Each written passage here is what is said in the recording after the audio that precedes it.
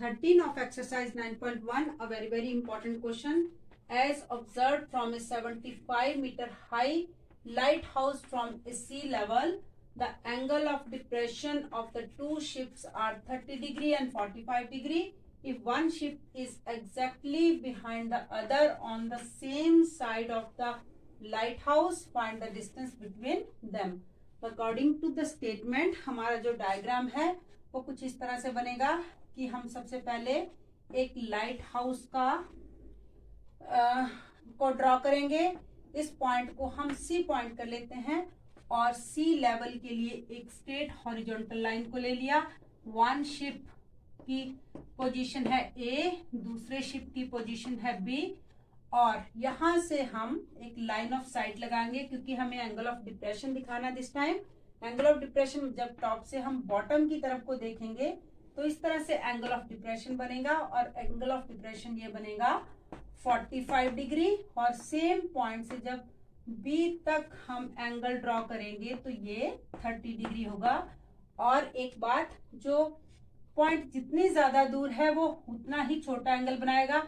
अगर ये 30 है तो ये भी 30 होगा क्योंकि ऑल्टरनेट इंटीरियर एंगल का कॉन्सेप्ट लगेगा क्योंकि ये दोनों लाइन पैरेलल है. और ये लाइट हाउस की हाइट हमें दी है 75 मीटर. सी से इस पॉइंट को डी कर लेते हैं. हमें बोला है ए और बी, जो ship one ship moving exactly behind the other, A और बी के बीच के डिस्टेंस को एक्स कंसीडर कर लिया. Then this angle is 45 degree due to alternate interior angle. This angle is also 45 degree. Now अब हम ट्रिग्नोमेट्री का कॉन्सेप्ट यूज करके ए और बी के बीच के डिस्टेंस को फाइंड आउट करेंगे. तो सबसे पहले हम ट्राइंगल लेंगे CDA. ट्राइंगल CDA में perpendicular upon base is equal to tangent theta 45 degree, but perpendicular यहाँ पर कितना है 75 डिग्री. और बेस को हम यहाँ तक बी से ए तक y कंसीडर कर लेते हैं. तो ये बेस को हम y ले लेंगे 75 अपॉन y. टेंजेंट 45 1 होता है तो 75 इज इक्वल टू y. ये इक्वेशन 1 हो गई. Now we will take triangle CDB. In triangle CDB perpendicular और बेस यहां से लेकर यहां तक, बी से लेकर बी तक बेस है. और टेंजेंट परपेंडिकुलर अपॉन बेस होता है ट्रिग्नोमेट्रिक रेशियो टेंजेंट. और टेंजेंट जो थीटा है एक्यूट एंगल 30 डिग्री है. और परपेंडिकुलर फिर से हमारा सेम है CD है तो परपेंडिकुलर को हम 75 डिग्री और बेस इस बारी हमारा होगा y प्लस एक्स क्योंकि डी से लेके बी तक जितना y है और x दोनों को ऐड करके हो जाएगा y plus x. 75 y plus x is equal to tangent 30 की वैल्यू 1/√3 होती है. √3 75 से मल्टीप्लाई हो जाएगा and y plus x multiply with 1 y plus x. और यहां से y की वैल्यू यहां पुट अप कर देंगे 75√3 75 प्लस एक्स. अब 75 को हम लेफ्ट साइड लाकर 75√3 minus 75 is equal to x. इस तरह से हम x की वैल्यू को फाइंड आउट कर सकते हैं. Question number 14 of the same exercise. A 1.5 metre tall girl spots a balloon moving with the wind in a horizontal line at a height of 88.2 metre. यहां से लेकर यहां तक हाइट 88.2 मीटर है. और from the ground the angle of elevation from the I of the girl at any instant is 60 degree. और इस balloon का इस गर्ल की आई से एंगल ऑफ एलिवेशन है 60 degree. After some time girl फिर ऑब्जर्व करती है सेम बैलून को और बैलून हॉरिजॉन्टली विंड के साथ इस तरह से ट्रैवल करता है और इस जगह पर पहुंच जाता है. और फिर गर्ल की आई से एंगल ऑफ एलिवेशन जो है वो 30 डिग्री है. और हमें फाइंड करना है कि इस टाइम इंटरवल के ड्यूरिंग इस बैलून ने कितना डिस्टेंस कवर किया. मींस कि हमें ये डिस्टेंस फाइंड करनी है यहाँ से लेकर यहाँ तक। आप इसको x लें, y लें, कुछ भी ले सकते हो, बट हमें गर्ल की हाइट को, जो ग्राउंड की हाइट से, ग्राउंड से बैलून की हाइट है, उसको हमें रिड्यूस कर देना है, क्योंकि हमें सिर्फ इतनी डिस्टेंस 87 मीटर डिस्टेंस को ही लेना है यहाँ से लेकर यहाँ तक। तो सबसे पहले हम इसको नेमिंग करेंगे ए बी, ये पॉइंट सी है, ये पॉइंट डी और ई पॉइंट है। सबसे पहले हम लेंगे right angle triangle A B C, और बी सी डिस्टेंस को हमने एक्स लिया है, बट हमें क्या फाइंड करना है, इसको हम वाई लेते हैं यहाँ पर। वाई, या ये वाई है तो ये भी वाई हो जाएगा। इस तरह से सबसे पहले हमने राइट एंगल ट्राइंगल लिया यहाँ से ए बी सी में परपेंडिकुलर बना हमारा ए बी और बेस बनता है बी सी, और एंगल 60 है तो एंगल 60 को टेंजेंट 60 डिग्री हम लेंगे। ए बी यहाँ पर 87 लेना है। याद रखना है कि ग्राउंड से, जिसमें गर्ल की हाइट भी इंक्लूड है, ग्राउंड से बैलून के टॉप तक की हाइट जो है 88.2 थी, जिसमें से गर्ल की हाइट हमने 1.2 को माइनस कर दिया, तो यहाँ पर 87 यहाँ रह जाता है। तो हमारे पास परपेंडिकुलर हो जाएगा यहाँ से लेकर यहाँ तक 87, और बेस को x कंसीडर कर लिया, टेंजेंट 60 √3 होता है।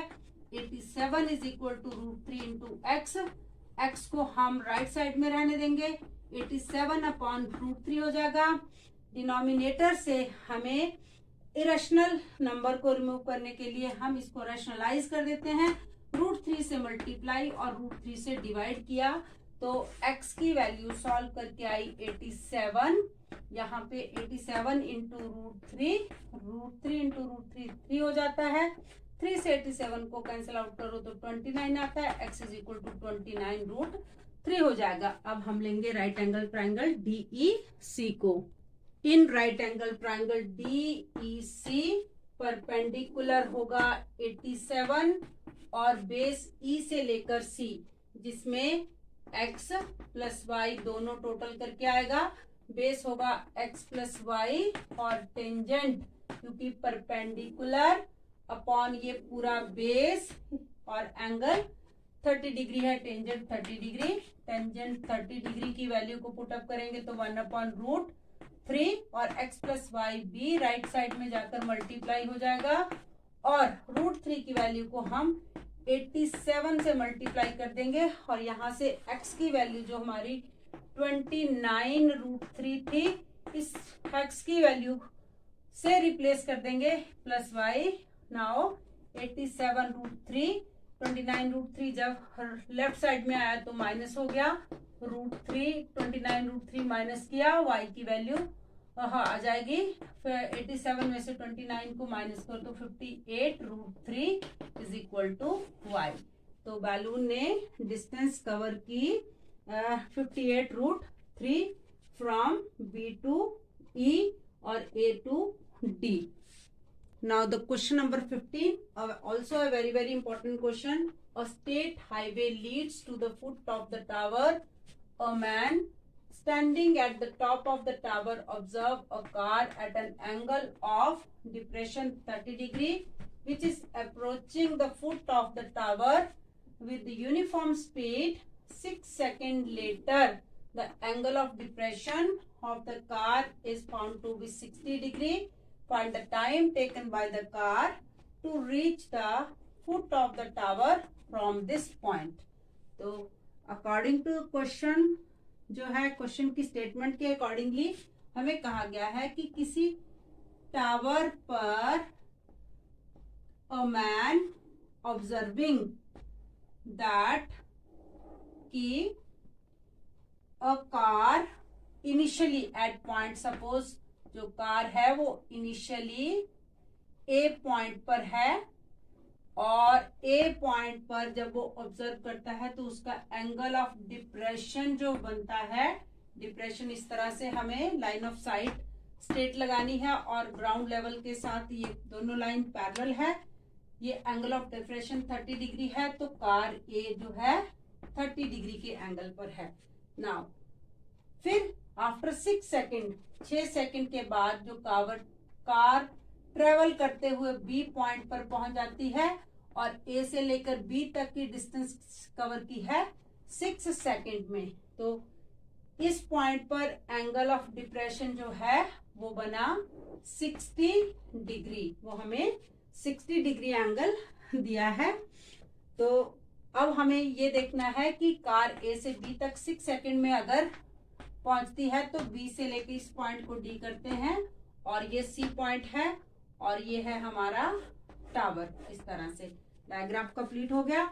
अब हमें ढूंढना है इसका राइट एंगल ट्राइंगल से जो अननोन वैल्यूज है उनको फाइंड आउट करना है। सबसे पहले हम राइट एंगल ट्राइंगल लेंगे सी डी बी, जिसमें अगर ये 60 डिग्री है तो ये भी 60 डिग्री होगा। बट हमें क्वेश्चन में कहा है कि जो कार है यूनिफॉर्म स्पीड से ट्रैवल कर रही है, यूनिफॉर्म स्पीड से अगर वो ट्रैवल कर रही है तो हमें स्पीड को लेट करना है। Let speed is equal to, speed means here uniform speed of the car is equal to v metre per second और डिस्टेंस ए बी, जो डिस्टेंस है, डिस्टेंस का फॉर्मूला होता है डिस्टेंस ए बी कितनी कवर की है, स्पीड इनटू टाइम। तो स्पीड उसकी v हमने कंसीडर की है और टाइम है 6, मीन्स कि ए से बी तक की डिस्टेंस 6v मीटर हो गई है। अब d और b को हम y कंसीडर कर लेते हैं। अब हम लेंगे राइट एंगल ट्राइंगल। सबसे पहले C D B, in triangle C D B perpendicular जो है वो टावर की हाइट है, इसको हम h ले लिया, हाइट अपॉन बेस, बेस हमने कितना लिया y लिया, perpendicular upon base is equal to tangent theta, theta यहाँ पर है 60 डिग्री, टेंजेंट 60 डिग्री और h is equal to y हमारा पहले हम टेंजेंट 60 की वैल्यू को √3 लेंगे, फिर y से मल्टीप्लाई हो गया, एक वैल्यू हमारे पास इस तरह से आ जाएगी। नाउ वी विल टेक दूसरी वाली triangle, right angle triangle C D A, C D A triangle में, ट्राइंगल सी डी ए में परपेंडिकुलर तो हमारा ये सी डी है जिसकी वैल्यू h है और ये बेस पूरा हो जाएगा, बेस कितना हो जाएगा y प्लस 6v ले लिया हमने, y plus 6v is equal to tangent, यहाँ टेंजेंट आएगा 30 डिग्री, ये 30 डिग्री है, h upon 6y y plus 6v is equal to tangent 30 degree हमारे पास होता है 1/√3। अब ये √3 जो है h से मल्टीप्लाई हो जाएगा, √3h is equal to y plus 6v, इस तरह से आ जाएगा। बट h की वैल्यू को हम रिप्लेस कर देंगे इस h की वैल्यू से, तो हमारे पास आएगा √3 और इस h को रिप्लेस किया है इससे, तो √3y is equal to y plus 6v, √3 into √3, √3 into √3 y हो जाता, √3 इंटू √3 3 आ जाता है, y प्लस 6v और 3y में से एक y और माइनस हो जाता है 6y, 2y is equal to 6v, 2 से 3 कैंसिल हो जाएगा तो y is equal to 3v, means की डिस्टेंस हमारी b से लेकर d तक 3v आ जाती है और a से लेकर d तक जो डिस्टेंस है वो 3v और 6v 9v हो जाएगा और टाइम होता है डिस्टेंस अपॉन स्पीड। तो a से लेकर d तक की जो डिस्टेंस है वो बनी 9v और स्पीड है v से v कैंसिल हो गया, मीन्स कि a से लेकर d तक 9 सेकेंड्स लगते हैं। अगर a से लेकर b तक उस कार को a से b तक ट्रैवल करने के लिए 6 सेकेंड लगते हैं, तो b से लेकर d तक आगे उसको 3 सेकेंड में वो कार b से फुट ऑफ द टावर तक 3 सेकेंड्स में पहुंच जाएगी।